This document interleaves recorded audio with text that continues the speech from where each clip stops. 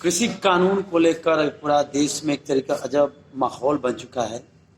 देश की राजधानी दिल्ली को कहा जाए कि किसानों के द्वारा वहाँ हाईजैक कर लिया जाए तो इसमें कोई अतिशयोक्ति नहीं, क्योंकि जिस तरीके से वहाँ लगातार प्रदर्शन किया गया है, अब वहाँ स्थिति ये हो चुका है कि किसान वहाँ पर आराम से बैठे हुए हैं, प्रदर्शन कर रहे हैं, खा रहे हैं, पी रहे हैं, अपना सब काम कर रहे हैं। लोगों को काफ़ी परेशानी बढ़ चुकी है। क्या कहेंगे?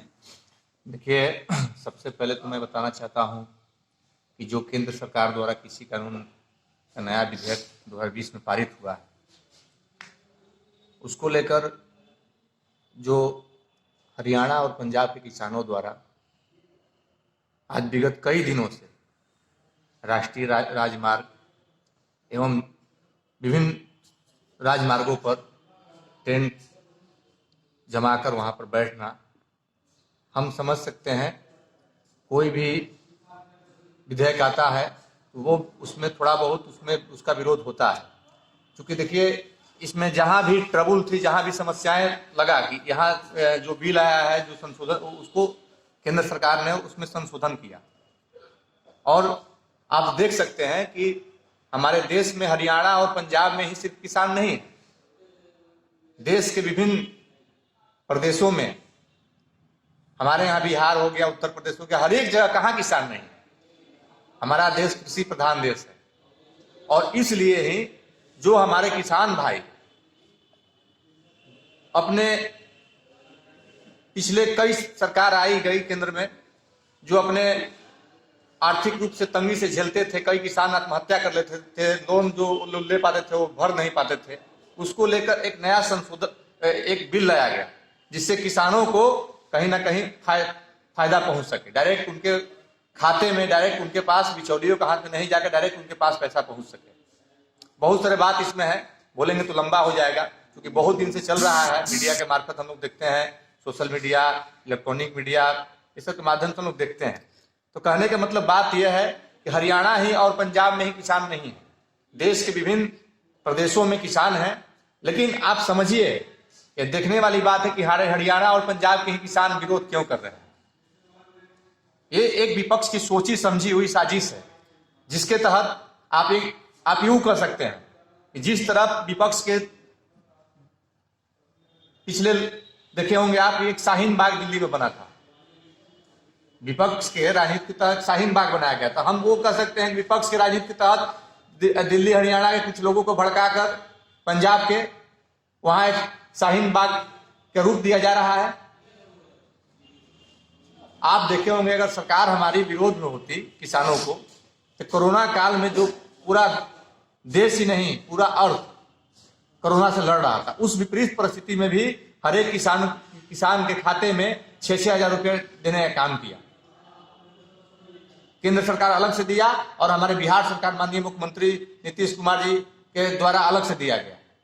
तो हम लोग तो किसान के समर्थन में रहते हैं यहाँ, लेकिन कुछ लोग की मानसिकता है कि अच्छा नहीं देख सकते हैं। देश के कोई भी काम हो, आप देख लीजिए, सर्जिकल स्ट्राइक हो, जो भी कानून बना, जो भी अच्छे कानून है, जिसका पूरा 130 करोड़ देशवासियों ने स्वागत किया, लेकिन कुछ लोग को हजम नहीं होता है, उसमें कहीं ना कहीं से उसको बरगलाने की कोशिश करते हैं। विपक्ष के द्वारा लगातार जिस तरीके से किसान जो कानून है, कृषि कानून, उसको लेकर सरकार को घेरने का काम किया जा रहा है।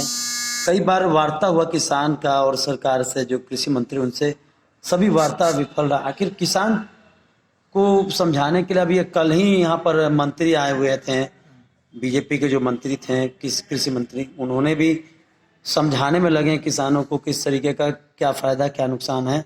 लेकिन विपक्ष कह रहा है कि कृषि कानून जब तक वापस नहीं हुआ तब तक आंदोलन चलता रहेगा। देखिए, सबसे पहले तो मैं बताना चाहता हूं कि जो कृषि कानून आया है, तो एनडीए गवर्नमेंट, मोदी जी ही ने कृषि कानून पास नहीं किया था। इसके पहले यूपीए गवर्नमेंट भी था, उस समय भी कृषि कानून पास हुआ था। अब आप बोलिएगा कोई कानून आ रहा है उसको वापस किए, तब तक हम शांत नहीं बैठेंगे। ये तो भाई सरासरी तानाशाही हुई, आप चलने नहीं दे रहे हैं। आप कभी ये जानने की कोशिश नहीं की है कि इतना दिन से जो वहां पर राष्ट्रीय राजमार्ग को बाधित किया गया है, उससे कितना आम जनमानस को परेशानी हो रही होगी। धरना, प्रदर्शन, आंदोलन होनी चाहिए। कोई बात गलत है तो उसको मैसेज देना चाहिए विरोध के माध्यम से, लेकिन एक उसका लिमिटेशन होना चाहिए। आज हरियाणा पंजाब को छोड़ दीजिए तो पूरे देश के सभी किसान खुश हैं। हम एक बात यहाँ पर कम समय में ले लेते हुए आपको बताना चाहते हैं। देखिए, हरियाणा पंजाब है, काफी आर्थिक रूप से सुखी संपन्न वहां लोग रहते हैं, काफी आर्थिक रूप से सुखी संपन्न लोग रहते हैं, और वहां के जो किसान हैं बहुत बड़े पैमाने पर उनकी तरह तरह की खेतियां हुआ करती हैं। बड़े, एक लाइन में हम कह सकते हैं कि बड़े किसान वहां के। तो जो वैसे लोग इसमें इन्वॉल्व है, सरकार विपक्षी हटा दीजिए, तो वैसे लोग इसमें इन्वॉल्व है जो कल बिचौलिया के काम करते थे। अब ये नया कानून आने से क्या हुआ कि बिचौलिया के इसमें हाथ कट गया। अब डायरेक्ट कहीं ना कहीं जो भी किसान का लागत होता था, उसका फसल का जो भी मुनाफा हुआ उनके डायरेक्ट अकाउंट में जाएगा। तो बीच में से जब आप बिचौलियों को हटा देते हैं, उनके नहीं जा रहा है, तो फिर पेट में जाहिर सी बात है दर्द होगी। इसमें सरकार क्या कर सकती है? हमारी सरकार, एनडीए सरकार, रोज हम लोग इलेक्ट्रॉनिक मीडिया के माध्यम से, सोशल मीडिया के माध्यम से देखते हैं कि रोज फिर भी किसानों को कहीं दिक्कत ना हो, उन लोग जो आज कई दिन से स्ट्राइक में बैठे हुए हैं, कहीं परेशानी ना हो, कोई उसमें असामयिक तत्व अंदर जाकर कहीं दंगा फसाद न करा दे, उनको महफूज रखी हुई है, उन पर नजर बनाई रखी हुई है। रोज हर एक दिन सरकार के बड़े मंत्री आते हैं, उनसे, उनके डेलीगेट से मिलते हैं, बातचीत करते हैं, समस्या का निदान निकलते हैं। लेकिन विपक्ष का जो काम रहा है शुरू से, जो भी देश हित में काम एनडीए गवर्नमेंट ने किया, ये कोई पहला कानून नहीं है। जो भी देश हित में एनडीए का सरकार ने काम किया, उसको विपक्ष ने लोगों में गलत तरीके से तोड़ मोड़ कर, गलत तरीके से रूमर फैलाकर उसको साजिश के तहत भड़काने का काम किया।